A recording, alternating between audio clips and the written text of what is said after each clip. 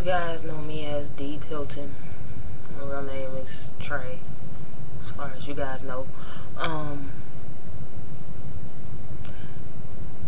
been advertising for this church called the Vision Church Ministry, from vision to victory. I don't know how to tell you guys this, but it's the most comfortable, embracing environment you will ever be in. Now, I know the pastor says it's not a gay church, it's not a straight church, it's not a black church or a white church. It's an everybody church, and he is not lying. I went to church just like this, and they invited me in like family.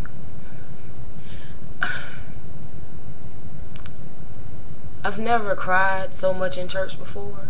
I've never been able to hear the word and understand the word at that capacity before. He's taking us to another level, the next level. When I stepped into church, it felt like he was talking to me. I can't even really put it into words exactly what I felt, but I know, with or without him preaching, the spirit in that congregation of people is amazing.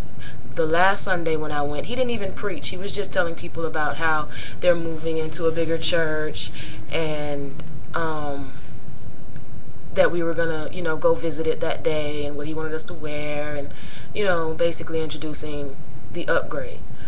And today, and that day I actually cried 5 times that day.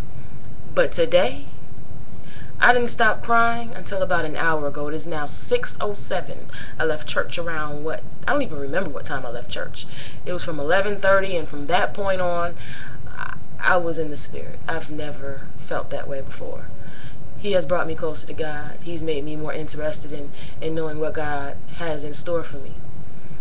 I've been on the internet, and you guys have seen me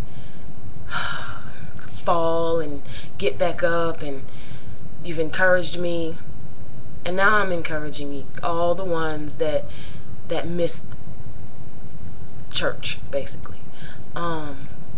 If you're not going to church because you're not comfortable, if you're not going to church because you don't want to be beat over the head constantly for the way you live your life, this is the church you want to be in.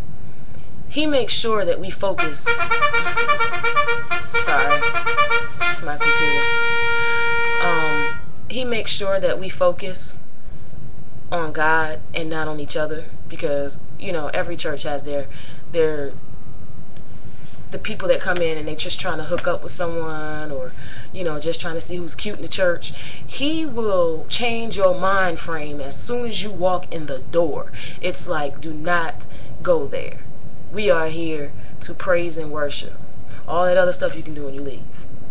And I went to a gay church once before, and this is not a gay church I'm in.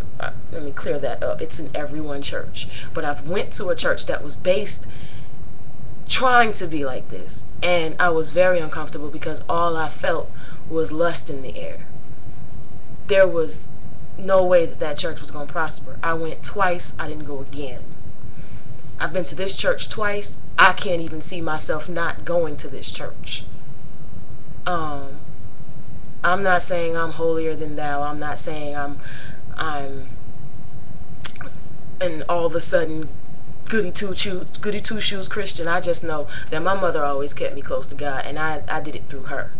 And I was raised knowing that you don't need to go to church to have God in your life, but the feeling that I felt when I was in that church today and last Sunday, there are things that I needed to learn and know that I knew but had to hear it in a different way to get it into me. Like, I don't need someone that's going to compete with me in my life. I need someone that's going to complete me. Where I'm lacking, I need her to be strong. Where I'm strong, she should be lacking, so we can work together on things. Not saying that, I'm like 100% perfect, and there's nothing that anybody can do for me, because I lack in areas too. Yes, I prosper. Yes, I'm good at what I do. And it's time for me to take a total assessment of that.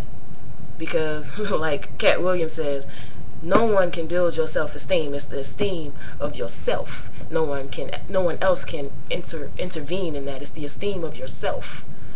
I'm taking initiative to lose weight. I'm taking initiative to make a financial future for myself. I'm taking initiative to make sure that when I finish paying for this home, it's going to be mine and nobody can come get it, walk up in it, but me, you know, and whoever I invite. This church is here for you. They will fellowship with you. They will teach you. They will make you feel great about yourself. So I encourage you to join us. I encourage you to just visit.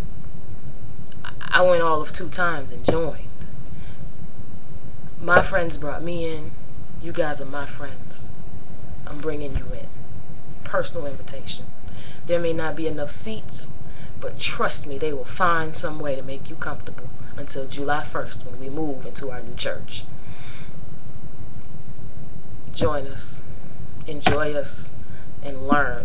I know I have.